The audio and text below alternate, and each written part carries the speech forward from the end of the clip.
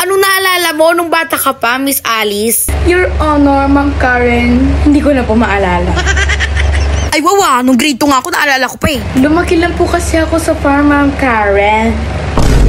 Nakakaya po kasi, Ma'am Karen, na hindi ka nag-aral.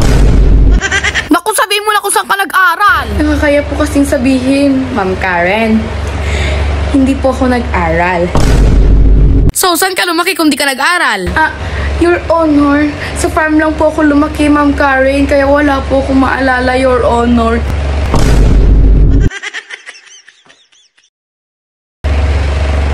Miss Alice Guo, anong lengguwahe ang pagsasalita mo? Ma'am Karen, pure Chinese po kasi yung papa ko, Ma'am Karen. And yung mama ko naman po, pure Filipino. Kaya half Chinese po ako and half Filipino. Ang lengguwahe naman po namin sa farm is Tagalog po. Ma'am Karen, wala na po kasi ako maalala sa kabataan ko, Ma'am Karen. Ang naalala ko lang po kasi, lumaki lang po ako sa farm. Yun lang po yung tumatak sa isip ko.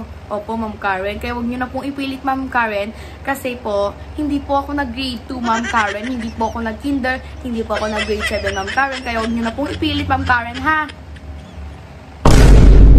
Nagsasalita ka ba ng lengguwaheng pang Chinese? Ma'am Karen, sad to say po, Ma'am Karen.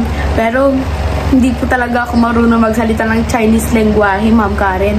Ang alam ko lang po talaga, Ma'am Karen, and nakasanayan ko lang po talaga, Ma'am Karen, is Tagalog lang po talaga, Ma'am Karen. Pure Tagalog talaga, Ma'am Karen, ang sinasalita ko, Ma'am Karen. Hindi po talaga ako marunong magsalita ng Chinese, Ma'am Karen.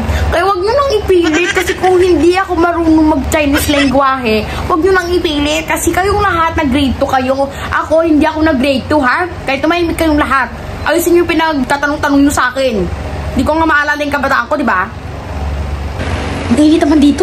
Interview pa kasi, tas wala din palang aircon dito. Init. Bullshit. Pa yan? Bakit ang init-init dito? Wala pa silang pa-aircon dito? Mag-i-interview sila sa akin, tapos di man lang i-open yung aircon. Dami-daming aircon dito, tapos useless, hindi din lang ginagamit.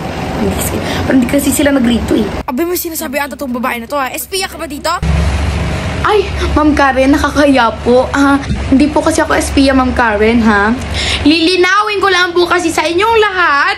Lalo ka na, Ma'am Karen. Ay, ang bastos nito, ah. Hindi po ako espiya. And lumaki lang po Hoy, ako Miss sa Alice, farm. wow, tumigil ka Hindi nga. po ako marunong mag-lengguwahe ng English. Hindi po ako marunong mag-lengguwahe ng Chinese. Ang sanay na sanay ko lang po talaga is Tagalog. Kaya huwag niyo na po magpipilit, ha? Ang gigigil ako sa'yo, Ma'am Karen, ha? Lalayas ako dito. Ang init-init pa dito. Ay, talaga nagre-reklamo kung mainit. At talaga mainit dito, hindi ka lang talaga sanay. Wala naman. Tuwing may nagtatanong po sa akin, Ma'am Karen, saan ka nagtapos? Saan ka nag-aral? Sorry, Ma'am Karen. Pero nakakaya po kasi na hindi ka nag-aral. Nakikinig ba kaya sa akin? Ayaw ka nga kung hindi ako mag-aral, diba? Hindi ko kaya ka nag-aral eh. Kahit na hindi ka marunong mag-Chinese, itry mo pa din. Dali. Sige po, Ma'am Karen. Itatry ko po kasi ang kulit-kulit niyo po, Ma'am Karen. Sige po. Ang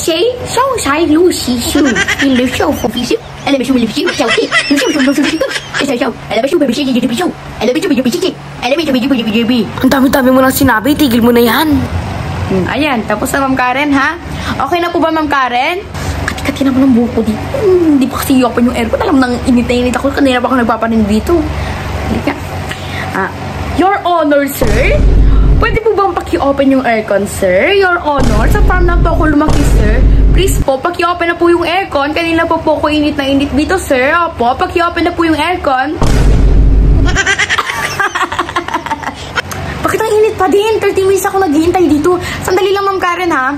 Bukas lang tayo mag-interview, Ma'am Karen, ha?